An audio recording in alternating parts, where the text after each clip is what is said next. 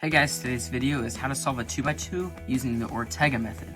So it's a little bit different than the beginner's method, where in the beginner's method you just go for layer by layer.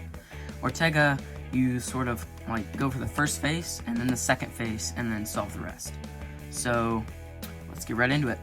So the first step is creating your first face. You don't have to go for white, but you can, but you just want to look around the cube for any color that has like two or more. Like here we have a bar of blue, so we'll just go for blue in this example. So we got another blue on top and another blue right there. So what we could do, just swing blue all the way down like that and turn that over and then like that.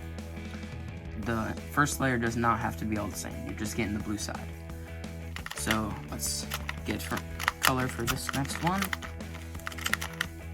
Okay, so in this one we got 2 of green, 2 of white, a bar of orange up there. So for this, let's just go for orange for this, because we already have a bar there.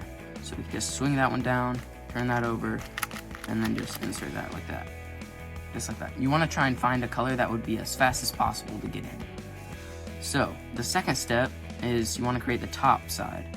So this is the first case you could have. So actually red is going to be our top side. So we have 2 red stickers there, and the other 2 are opposite from each other.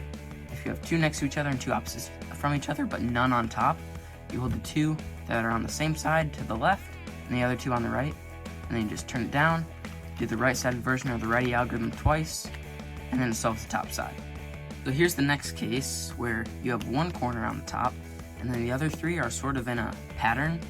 So what you're going to be looking for is when you move this red one either here or here, you want to see one either in front of you or on the side. So if you move it here, there's none in front of you, then up here we would need one on the side, and that's what we have. So we have this case. So for this one you just go like this.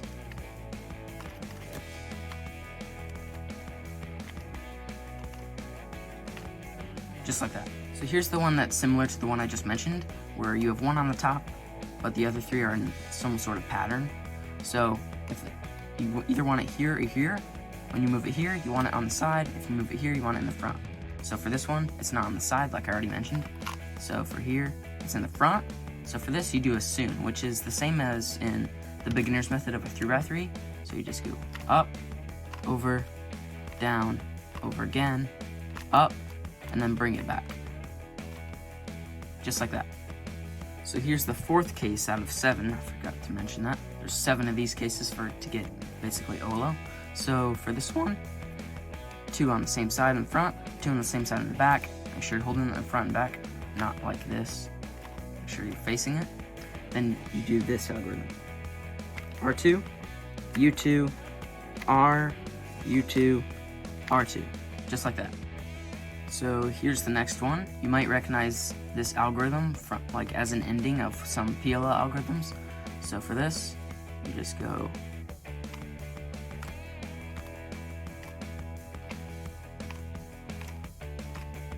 just like that. So this is the 6th case where you have 2 on top next to each other, then 2 on the same side. So for this one, you just hold the 2 on the top on the right, and just turn it down, do the righty algorithm or the right-sided version, and you get it. That's the easiest case to memorize. So this is the same case as in 3x3 OLO, which you can find a tutorial of that on a playlist called CFOP. So for this one, it's a different algorithm, but the same idea. So these 2 are going to be the top left and bottom right, but you want to be able to see the other 2 red stickers here and here. So not here, but turn it, bottom right, top left. You can see both of them. Then you do this algorithm.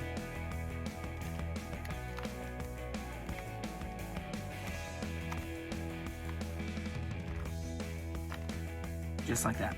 So the last step is you want to solve these 2 layers. You already have the top and bottom.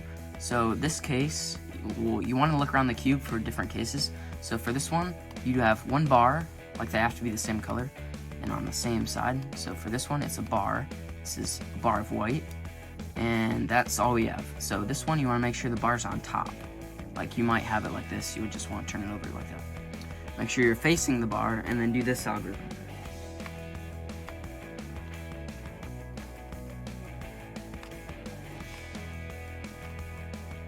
And it solves the entire cube, just like that.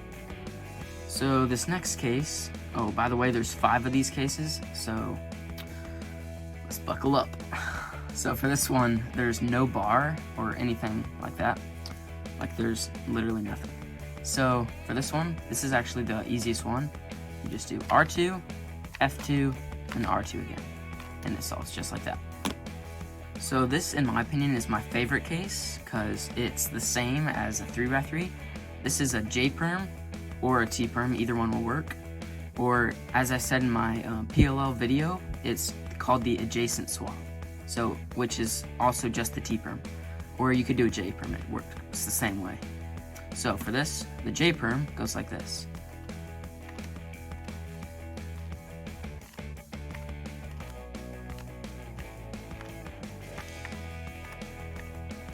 Just like that.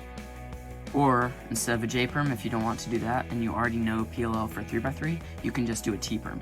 Or as I said in my video, the adjacent swap.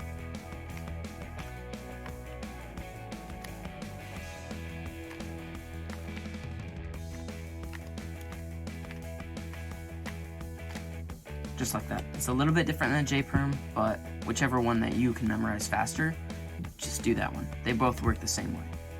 So this is one of my favorite PLLs, not necessarily on a 2x2, but on a 3x3. This is called a Y-perm. So in my 3x3 PLL tutorial, I said this was the diagonal swap case, or diagonal corner swap. So, which is just another name for the Y-perm. So for full PLL, it's called a Y-perm. But anyway, so for this, you just turn the front face down, just like that.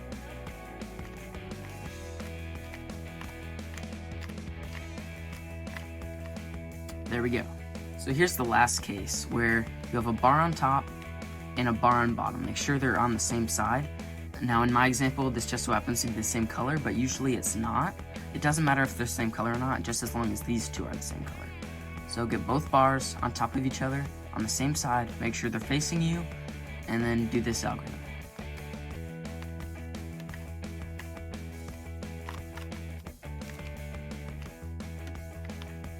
Just like that. And that solves the 2x2 using the Ortega method. So thank you guys for watching this Ortega tutorial. Make sure to hit the subscribe button, hit the like button. See you next time.